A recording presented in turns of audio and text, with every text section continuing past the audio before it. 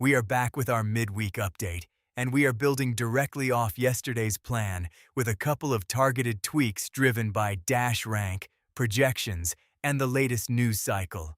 Quarterback first, no change at the top. We are sticking with Sam Darnold at 16,200, dash rank 100, projected 18 against New England, who have a tough defense overall. Ownership is about 0%. He is at 15 fantasy points per game with recent scores of 30, 9, and 9. The why hasn't changed, ceiling through correlation.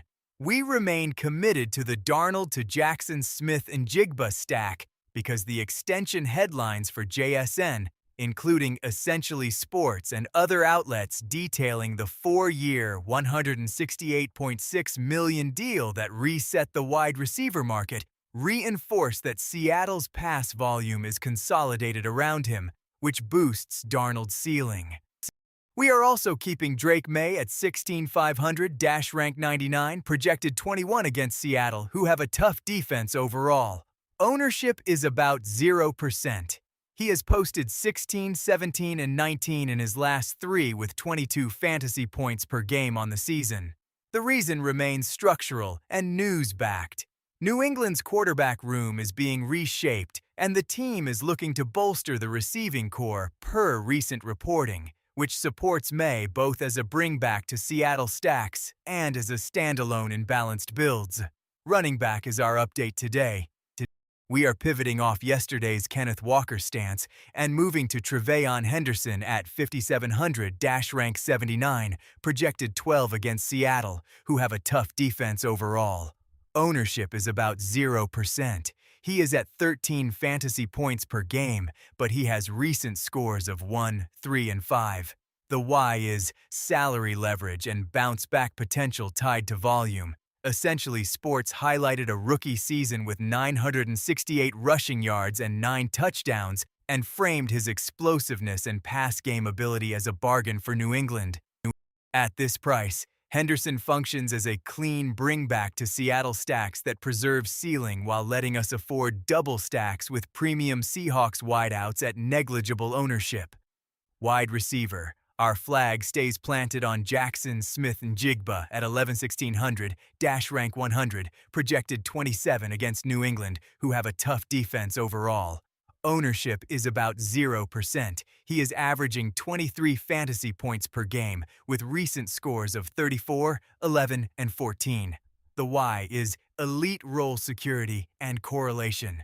The record extension news, including the 4-year, $168.6 million figure and multiple pieces answering what the deal means for the 2025 landscape, is a direct signal of target priority. He remains our core spend and the anchor of Seattle stacks. We are adding Cooper Kupp as a secondary stack partner with Darnold. He is 7,800, dash rank 91, projected 9 against New England, who have a tough defense overall. Ownership is about 0%. He has 7 fantasy points per game with recent scores of 14, 11, and 5. The why is price-adjusted access to Seattle's passing ceiling. News around his Seattle tenure has been steady, from his homecoming stories to features about winning a Super Bowl versus the Patriots and already looking ahead, which fits our thesis that Seattle can support 2 receivers in tournament-winning outcomes. At this salary, Coop balances builds and creates a high-leverage double with JSN. We are keeping Rashid Shaheed as a large field pivot. He is 6,300, dash rank 92, projected 10 against New England, who have a tough defense overall.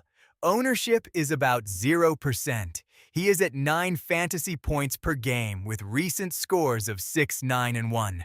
The why is volatility and spike week profile. Recent coverage noted he's staying in Cascadia and highlighted a season record-setting big play against Atlanta, underscoring the exact downfield volatility we want when multi-entering around Darnold. Tight end stays the course. We are keeping Hunter Henry at 10,500, dash rank 93, projected 10 against Seattle, who have a tough defense overall. Ownership is about 0%. He sits at 11 fantasy points per game with recent scores of 3, 2, and 15. The why is red zone roll and clean correlation with May. Sportsline's tight end prop coverage this year has repeatedly highlighted Henry's touchdown equity, which is how we want to attack a strong defense. For a deep punt only in large fields, Austin Hooper is in the pool at 3,000, dash rank 71, projected 3 against Seattle, who have a tough defense overall. Ownership is about 0%. He has 4 fantasy points per game with recent scores of 0, 2, and 0. The why is pure salary relief when you need to jam premium Seattle exposure. News around Hooper has focused on his background and career arc, but from a DFS lens, this is a men's salary tournament lever, not a cash play. Kicker remains unchanged. Jason Myers is 8,100, dash rank 60, projected 11 against New England, who have a tough defense overall, and he has produced 7, 11, and 8 in his last 3. Ownership is about 0%. The news cycle keeps reminding us of his ceiling, including that 5 field goals in the Super Bowl set a record with MVP buzz. In a tight defensive game, that leg is leverage. On the other side, Andy Borregales is still a strong value at 7,500, dash rank 57, projected 9 against Seattle, who have a tough defense overall. Ownership is about 0%. He has posted 4, 4, and 10 in his last 3, and essentially sports profiled how he became New England's reliable primary kicker as a rookie with 126 points at an 86.7% success rate. In May builds, Borregales captures stalled drives cleanly. Defense and special teams hold steady. Patriots D at 6,000, dash rank 58, with recent scores of 12, 7, and 5, remains our leverage against popular Seattle stacks.